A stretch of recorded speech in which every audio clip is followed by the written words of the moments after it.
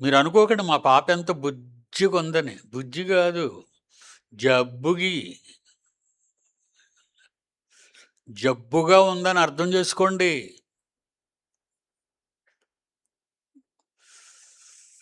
పిడి సుందర్రావు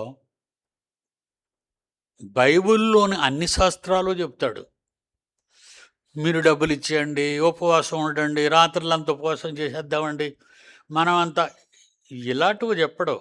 బాగుపడండి, లేకపోతే మొత్తం అన్ని అవయవాలు లీక్ అయిపోతాయి.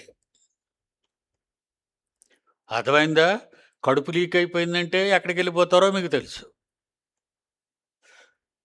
నోరు లీక్ అయిపోయిందంటే ఏమి కక్కుకుంటారో ఎక్కడికి వెళ్ళిపోతారో మీకు తెలుసు. లోనకి వెళ్ళినవన్నీ ఎక్కడ రంధ్రాలు ఉన్నాయో ఆ రంధ్రాలు గుండా వచ్చేస్తుంటాయి బయటికి. ఎన్ని రంధ్రాలు ఉన్నాయట మనకి? 9. మనకి ఎన్ని మన ఇంటికి చాలా కన్నాలు ఉంటాయి. బాత్రూమ్కి ఒక కన్నం ఉంటుంది, దొడ్డుకు ఒక కన్నం ఉంటుంది, అవునా? వాకిలికి ఒక కన్నం ఉంటుంది నీరు పోవడానికి. ఈ శరీరంలో శిరస్సు నుండి పాదాల వరకు దేవుడు 9 కాలువలు ఇచ్చాడు, కన్నాలు. మంచిగా భోంచేశారనుకోండి, ఆరోగ్యకరమైన భోజనం, చక్కగా కాలువలో కూడా వెళ్ళిపోతుంటుంది. మంట ఉండదు, నొప్పి ఉండదు, బాధ ఉండదు, సుఖం ఉంటుంది. మీరు మోషన్కి వెళ్ళి వచ్చారనుకోండి, ప్రశాంతంగా ఉంటుంది బుర్ర. లేకపోతే మాట్లాడడానికి ఇష్టపడరు, ఉండడానికి ఇష్టపడరు, ఊరు కంగారు పడిపోతుంటారు వెళ్ళిపోవడానికి. రంధ్రాలు బ్లాక్ అవుతాయి అన్నమాట. అప్పుడు ఏమ్మా సృష్టిత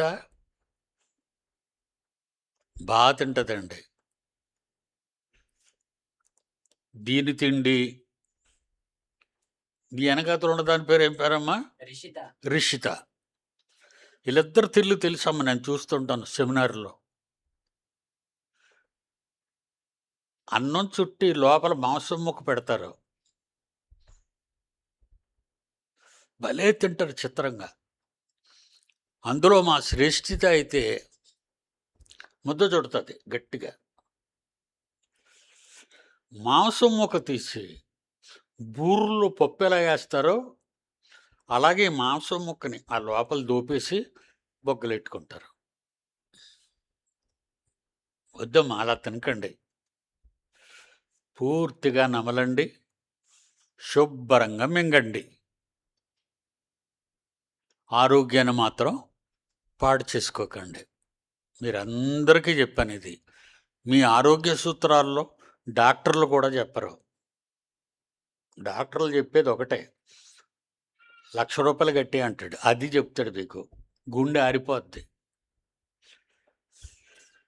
ఓకేనా? బాగుందా క్లాసు? ఆరోగ్యకరమైన క్లాస్ అండి. మీరందరూ మెడికల్ స్టూడెంట్లు అటోళ్ళు.